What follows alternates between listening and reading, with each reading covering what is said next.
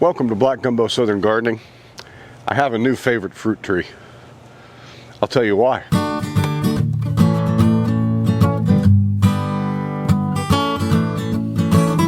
I've been growing fruit for many years now.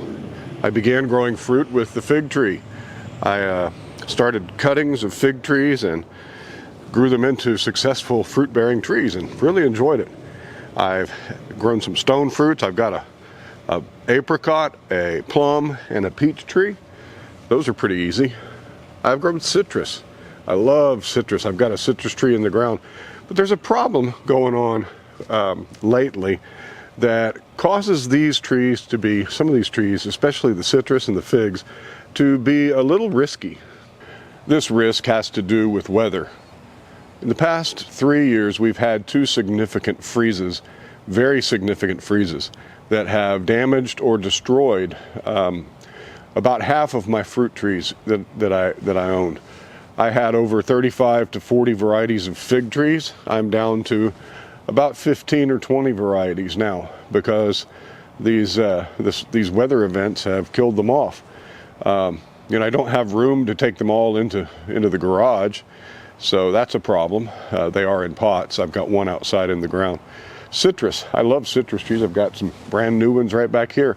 I've moved to almost always growing citrus in pots. I have a Meyer lemon tree in the ground, and that tree has been 6 to 7 feet tall and about 8 feet around. Got killed back by an epic freeze. Tried to protect it, but power went out, so the lights we put under it couldn't help it. Well, it came back from above the graft union, but we had to take the whole tree down. We lost some of that harvest to that year. Well, it happened again. Currently, Lucy the lemon tree is sitting there putting on new growth at the base, but we got to take down all that other dead stuff. So it's a risk now. I'm not a big alarmist when it comes to climate change. I certainly don't believe that it is man-caused, but I do believe that there are times when the earth naturally has climate fluctuations. And I kind of think maybe if we watch for a few more years, we here may be experiencing a change in our winters, that we have a little bit more severe winter. And so I've got to take that into account, growing fruit trees. So I started looking at taking stock of what I have and thinking, I think I'm mostly done with my fig trees. I haven't found very many figs that I'm just really excited over. And the ones that I do like, they're just the regular Celeste fig. I like that a lot. I've got a couple more that I really like. But I'm kind of tired of growing figs. Well, my citrus, I love citrus. It's easy to grow. But you know what? It's not as favorite as my new favorite. My new favorite is the apple tree. The apple tree. I always thought you couldn't grow apples down here in the deep south in zone 9A on the Texas coast. But I was wrong. You can grow certain varieties. There are heat-tolerant, subtropical varieties of or apples that do well in our climate here. There are over 50 or 60 varieties.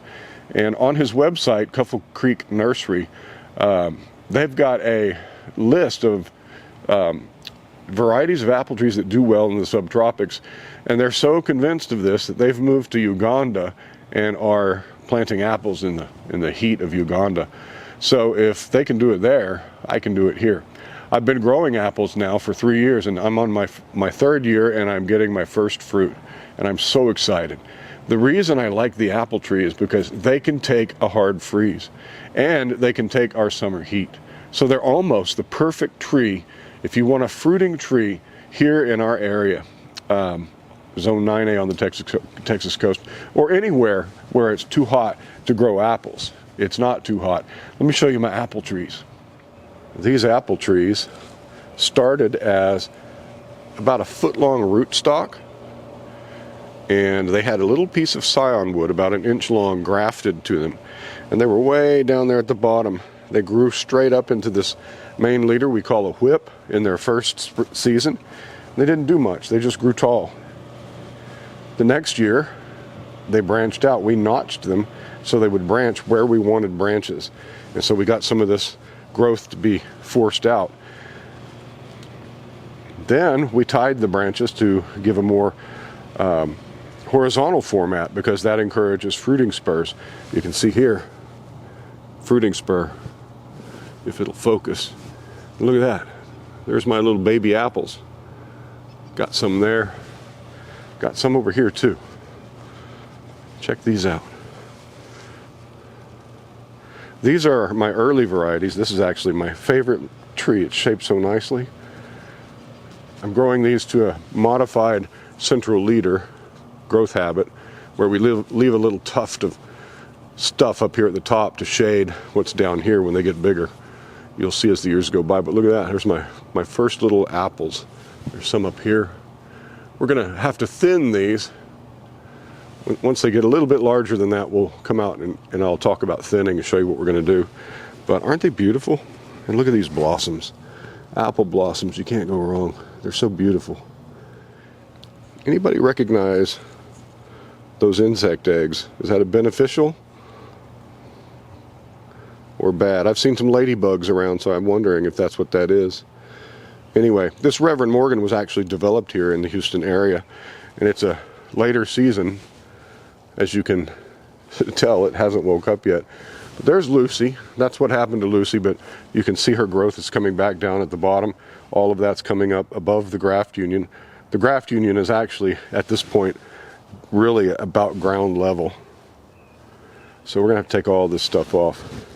But then here's another late season apple tree. This is a Fuji. Fujis typically take 5 years to bear fruit. This one needs to wake up and put on some limbs. I'm going to notch that one again. And then here is my Anna. Anna is a very vigorous grower, and you can see all the future fruit we're going to get on this tree. I hand pollinated this one. Seems like it worked. Anna will set some fruits without pollination, but they will be smaller fruits, less developed. They won't have seeds, and they'll be subpar. So my new favorite fruit tree to grow in our hot area here on the Texas coast, an apple tree. Who'd have thought? Well, if you follow my channel, you know. But if you're just finding this out and you're interested in growing apples, there are several online nurseries that have the varieties that can do well here. You just have to do the research and find those varieties. There's another thing that you need to know about apple trees before you get into planting them, so that you don't have a fruitless tree. Some varieties, the very, very early varieties like Anna and the Golden Dorset and the Shell of Alabama, the ones that I just showed you that had fruit on them, they're the three very early varieties that wake up in February and put fruit on and are harvested in early summer, midsummer. Those need each other to pollinate. You have to have at least two of the different varieties to pollinate. Other trees, well, they benefit from having pollinators around. So you want your trees to be similarly timed. You don't want trees that open early but there's no pollinator around because you've got a late season tree planted next to it. You want the blossoms to come at the same time. So those are things you've got to study when you're selecting your varieties. I have one more apple tree that's on its way to me. It's a King David, and I have a place for it right in my yard, and it will join these back here. I have 5 other apple trees in containers in my driveway. Those are varieties that I'm going to grow, and I'm not really going to worry about their structure because it's not going to fruit very well in buckets. But I'm going to take grafting stock, scion wood from those trees, and graft them on my trees back here so that I'll have multiple varieties. Go check out Skill Cult, the YouTube channel called Skill Cult. Over there he's breeding all kinds of apple varieties, and he's got these big apple trees with hundreds of varieties on them. And yeah, you could do that too. There's all kinds of things you can do with apples.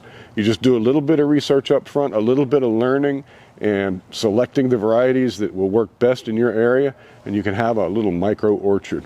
Now, you may see that my trees in my yard are spaced only 8 feet apart, maybe a little closer. I'm practicing in my yard what's called backyard orchard culture. We're keeping our trees small. We're pruning them. We're not letting them get out of control. We're not letting them grow 25 feet tall. We're keeping them really about 6 to 8 feet tall. That's as high as I want to get. I want to be able to harvest my apples without a ladder, and I want them to kind of fill out and branch out and form some nice structures and some nice scaffold branches, but I don't want the tree to get gigantic and tall. If you'd like to start a little micro orchard like that, learn about backyard orchard culture. I have a playlist. It's got my videos on it. I've got a couple of videos from Dave Wilson's nursery and some other places that teach you how to do this with various kinds of trees. I'm keeping all my trees small, my apricot, my peach, my plum, keeping my citrus trees small. Everything in my backyard I'm keeping small. And that means I can have a wild diversity, a big variety of fruit that's ripening at different times during the season. Got berries planted around. I got some goji berries coming up wild over there where I once had a pot. The roots escaped out the bottom. They froze down and they came back from those roots down there. Goji berries. I've got blackberries. I've got figs. I've got muscadine grapes, all in a tiny little backyard. You can do this. But with all the variety I've got back here, it's the apple. It's my favorite. Look at all the blossoms that are going to bust on this Kishu mandarin. This tree took the year off this past year, but the year before that we had 40 fruits, and they were awesome. I'd come out every morning and have one for breakfast. Tiny little mandarins. I hope this does well. I'm kind of babying these trees now. Got a Persian lime, got a blood orange. It's got blossoms on it too, delicious blood orange. And we got a key lime. Got to grow some fruit. Here's my pawpaw trees. They're busting. I don't think I'll be able to successfully grow pawpaw trees in Zone 9A, but I'm going to give it a shot. I think the summer's going to be trouble for these guys. Fig trees. Some of them really got whacked by the freeze, but they're coming up from the roots.